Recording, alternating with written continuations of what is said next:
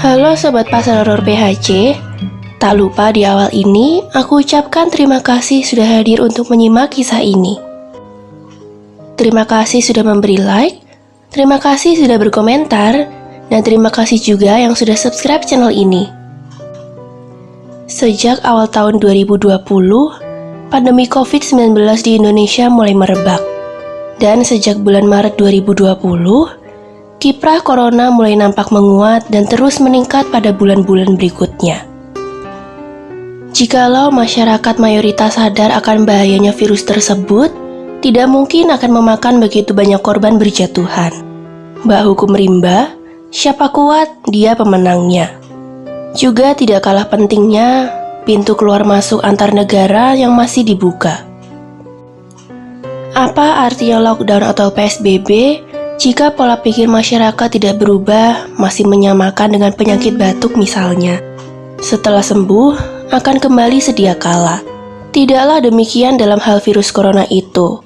Jika tidak ada perubahan kebiasaan, maka jangan harap corona akan dapat diatasi. Ingat istilah new normal, bukan kelak akan kembali normal, bukan seperti itu. Namun akan menjadi normal yang baru, normal yang tidak sama dengan sebelumnya. Dengan istilah lebih tepatnya ada new habits atau kebiasaan baru. Lalu apa saja yang mesti diubah dari kebiasaan lama menjadi kebiasaan baru? Jawabnya adalah mengubah pola pikir dan pola aktivitas di setiap sendi kehidupan. Mbak Rinda, karena beberapa karyawan harus dikarantina, maka kamu juga menghandle pekerjaan mereka ya, ujar Bu Hania, pimpinan kantor tempatku bekerja di Jakarta. Baik Bu, jawabku pendek. Memang cukup berat bekerja di perusahaan swasta transportasi armada bus. Tidak jarang kami harus mengaudit armada ketika mogok atau kecelakaan di jalan raya, artinya kami sering melanglang antar kota bahkan antar provinsi. Hal inilah yang membuat aku mengalami dilema. Satu sisi aku harus tetap bekerja, tapi di sisi lain resiko terkena virus corona menjadi besar. Aku ingat betul tanggal 4 April 2020, kebetulan hari Sabtu, aku beserta 3 rekan kerjaku harus ke daerah Pekalongan karena bus kami rusak di sana. Siang itu sekitar jam 2, kami sudah di Pekalongan dan selesai mengurusi semua yang berhubungan dengan bus kami. Namun ketika hendak kembali pulang ke Jakarta, ada pemeriksaan dari Satgas COVID-19. Kami satu persatu menjalani tes di tempat, sehingga terpaksa harus menginap semalam di losmen terdekat. Singkat kata, aku dan seorang rekan dinyatakan positif terpapar virus. Untung dari pusat mengusahakan kami dikarantina di Jakarta saja. Sore ini, aku sudah di kamar salah satu rumah sakit di Bilangan, Jakarta Timur. Aku diisolasi di satu kamar dengan ukuran sekitar 4 meter x 3 meter. Memang ku akui, di kamar ini ada fasilitas TV dan wifi biar nggak jenuh. Namun bagaimanapun, mengubah kebiasaan tentunya bukan satu perkara yang mudah. Coba bayangkan, yang biasanya aku bertemu orang tua dan adikku, sekarang aku dikarantina selama 14 hari tanpa boleh bertemu dengan siapapun. Akan tetapi mau tidak mau, suka tidak suka, aku harus menjalani proses karantina karena ini adalah satu konsekuensi logis bagi setiap orang yang terpapar. Bagi yang belum terpapar, harus menyudahi pola pikir yang kaku, fanatik dan absurd, serta belajar apa itu yang disebut kontrol kesadaran diri. Sore ini sekitar jam 5, seusai mandi, aku duduk di pinggiran bed sambil melihat film di televisi. Aku yang baru menjalani isolasi ini di hari ketiga, jadi cukup ngeri melihat film itu. Film yang menceritakan tentang virus yang mewabah di Korea Selatan. Kira-kira 10 menit kemudian, pintu kamar mandi bergerak 2 kali. Aku cukup terkejut dibuatnya, kupikir ada gempa. Namun saat kulihat benda lain, tidak ada yang bergerak. Sedangkan kalau disebabkan oleh angin, jelas tidak mungkin. Sebentar kemudian, pintu itu bergerak 3 kali lalu berhenti lagi. Hal itu menyebabkan dadaku berdesir, detak jantungku meningkat tiba-tiba. Aku merasa ini tidak seperti biasa. Alam bawah sadarku seolah mengatakan bahwa saat ini ada yang gak beres. Dan 5 detik kemudian ternyata benar. Di samping pintu kamar mandi, ada satu sosok yang sangat menyeramkan. Di detik itu tubuhku bergetar, dadaku terasa terpacu makin cepat. Sosok hitam itu sebentar kemudian menghilang. Bukannya lega, aku kembali terkejut ketika pintu kamar ini perlahan terbuka juga. Dengan nafas yang masih ngos-ngosan, aku coba menatap pintu yang mulai terbuka itu. Dan ternyata datang tenaga medis dengan pakaian putih APD atau alat pelindung diri, atau bisa juga disebut baju hazmat, singkatan dari Hazardous Materials. Tanpa bercakap-cakap, petugas itu memberi suntikan dan beberapa obat telan kepadaku. Kemudian mereka meninggalkan ruanganku begitu saja. Malamnya sesudah jam 8, aku berniat nonton TV sambil tiduran selepas makan malam.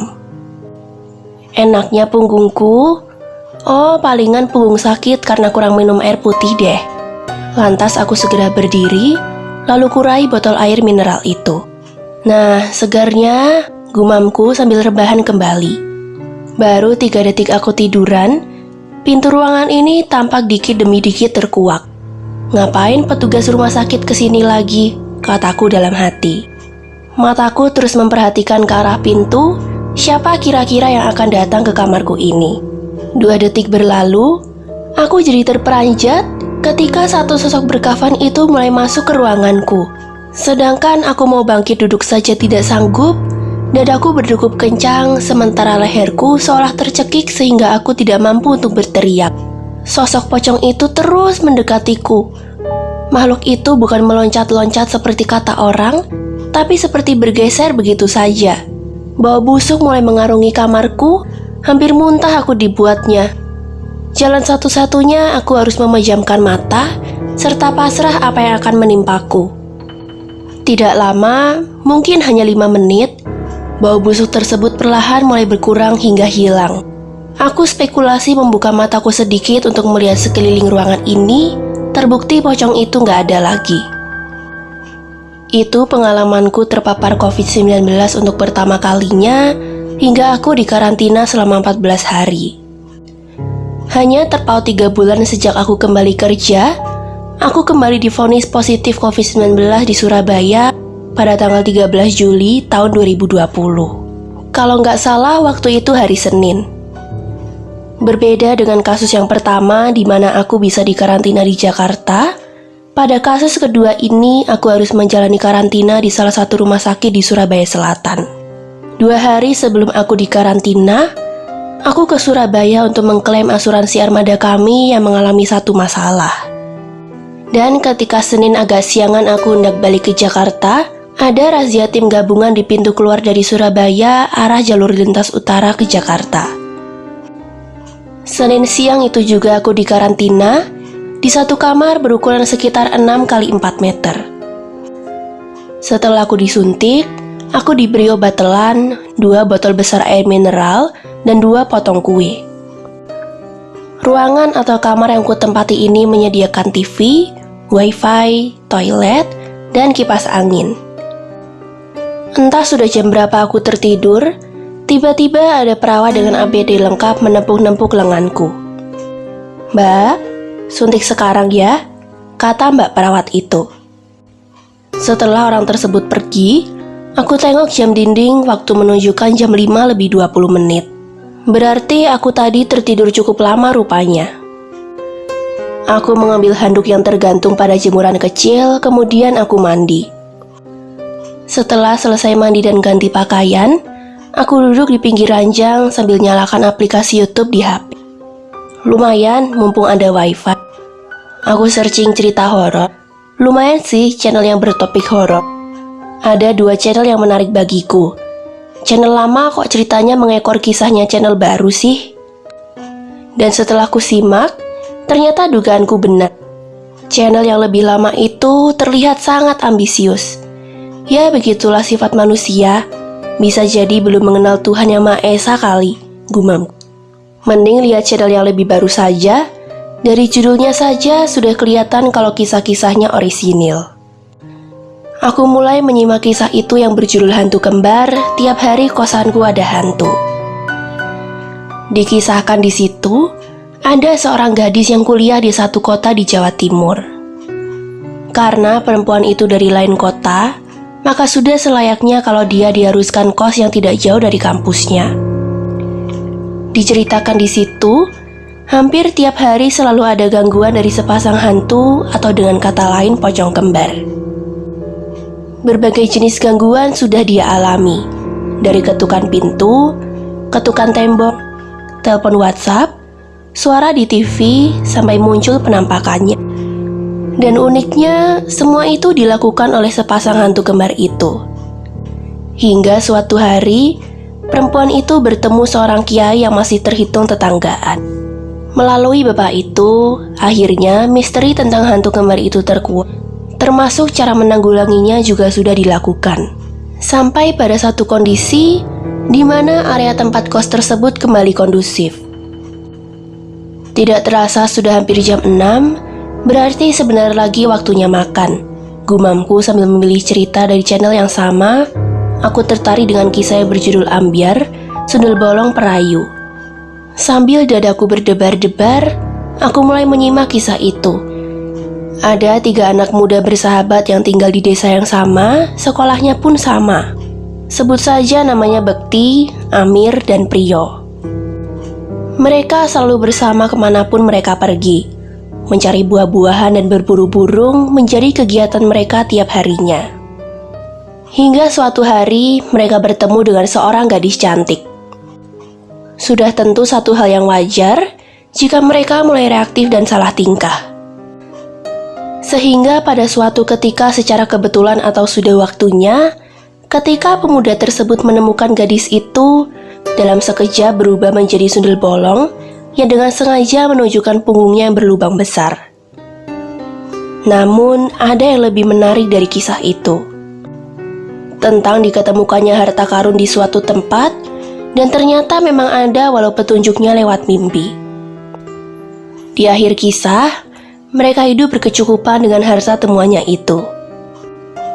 Jam 6:30 kurang, pintu diketuk dari luar, lalu masuklah seorang petugas memberi aku 1 paket makan malam. Aku menerimanya, kemudian orang yang juga pakai pakaian pelindung diri itu pergi. Dengan perut yang sudah lapar, tanpa menunggu waktu, kusantap dengan lahapnya makanan itu.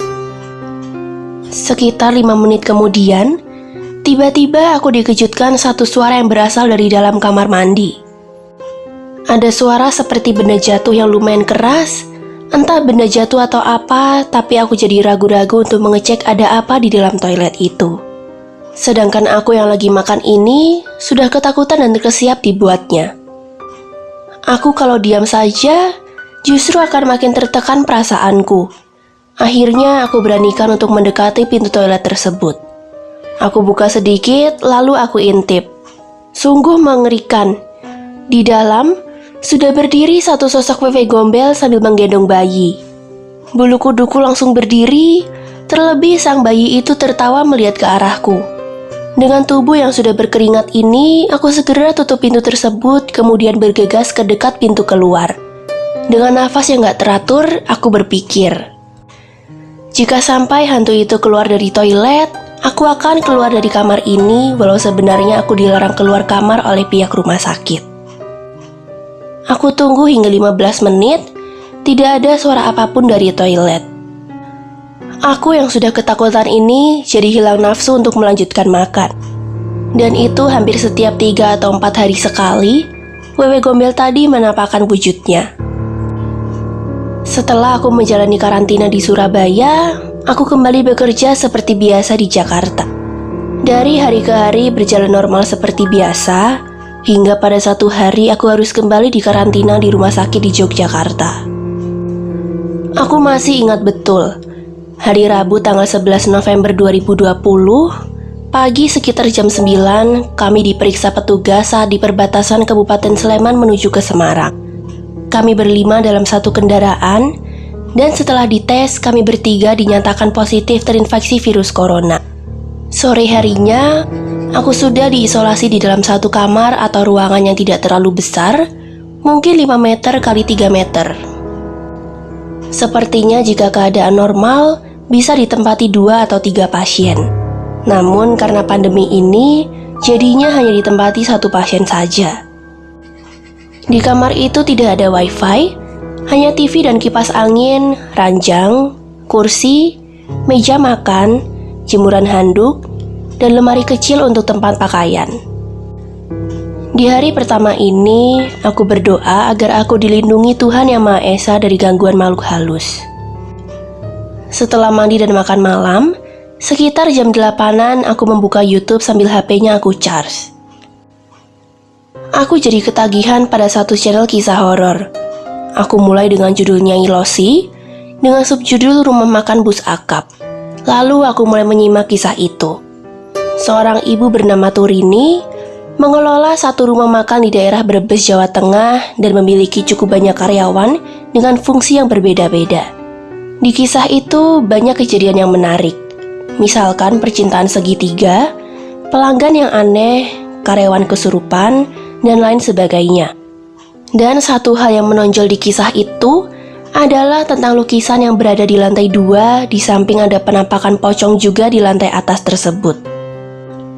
Lalu muncullah satu tokoh bernama Nyai Losi yang ternyata adalah makhluk halus yang melindungi Ibu Turini dari gangguan makhluk halus yang jahat. Nyai Losi juga memberi sebuah keris kepada pengelola rumah makan itu. Kisah tersebut berakhir dengan happy dan solutif. Tanpa terasa, setelah menyimak satu kisah horor tersebut, aku mengantuk dan perlahan menjadi terlelap. Besoknya, aku merasa tubuhku normal saja. Tenggorokan juga tidak sakit untuk menelan, tapi pihak rumah sakit tetap mengharuskan aku untuk dikarantina minimal 14 hari. Dan jika masih dinyatakan belum terbebas dari COVID, maka aku harus diisolasi untuk 14 hari yang kedua. Waduh, bisa-bisa sebulan gak kerja dong, walau pihak perusahaan tempatku bekerja tetap menggaji seperti biasa. Sore jam 5, selepas mandi aku melakukan olahraga ringan, lalu minum air mineral yang cukup agar aku tetap sehat dan segar. Ku tonton acara TV sambil aku tiduran sambil menunggu makan malam diantar.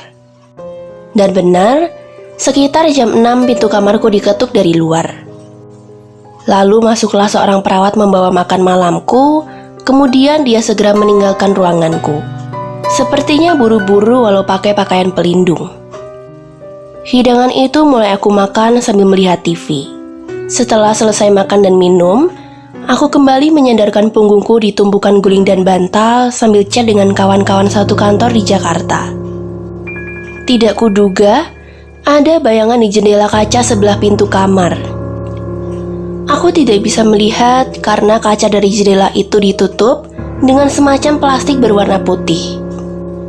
Kalau menurutku sih itu bayangan orang, namun mengapa kau berdiri di depan kamarku? Tadinya aku cuekin saja, tapi aku jadi penasaran. Hal itu karena bayangan itu bolak-balik di sekitar itu-itu aja, terkesan orang yang gelisah. Akhirnya aku bilang dari balik pintu, "Siapa ya di situ?" tanyaku. "Aku Mila," jawab seseorang itu yang membuat aku jadi lega. Tanpa bertanya lagi, aku putar kunci itu, lalu aku buka pintu itu dengan perlahan. Dan syok aku melihatnya. Tubuhku langsung meremang, sementara jantungku sudah berdetak dengan kencang. Itu kuntilanak. Ih. Aku tutup pintu itu agak keras. Segera aku kunci, lalu aku meloncat ke atas tempat tidur sambil aku raih selimut. Seluruh tubuhku aku selimuti semua dari kepala hingga kaki. Aku masih duduk meringkuk sambil menggigil. Tanpa aku sadari air mataku bercucuran, aku sungguh sangat ketakutan dengan penampakan yang menyeramkan tadi. Mungkin sampai setengah jam aku berkerukup selimut ini, hingga akhirnya aku buka perlahan, lalu aku menengok ke arah jendela itu. Memang aku sudah tidak melihat ada bayangan, tapi tubuhku masih gemetaran. Aku tidak tahu apa yang akan aku lakukan, hingga kira-kira jam 9:30 ada suara ketukan. Aku yang masih trauma ini enggan untuk menanyai siapa itu, apalagi membuka pintu. "Mbak, permisi mbak," Saya mau memberi suntikan pada Mbak Rinda. Dengan nafas yang masih belum juga tenang, aku berdiri lalu membuka pintu karena menyebut namaku. Dan memang benar, aku bisa mengenali wajahnya walau pakai pakaian seperti astronot itu. Iya Mbak, maaf pintu aku kunci, kataku. Setelah aku disuntik pada lengan, lalu dia memberiku obat telan. Baik Mbak, terima kasih, ujarku kepada petugas itu. Hari-hari berikutnya tidak ada penampakan dari makhluk halus yang menyeramkan.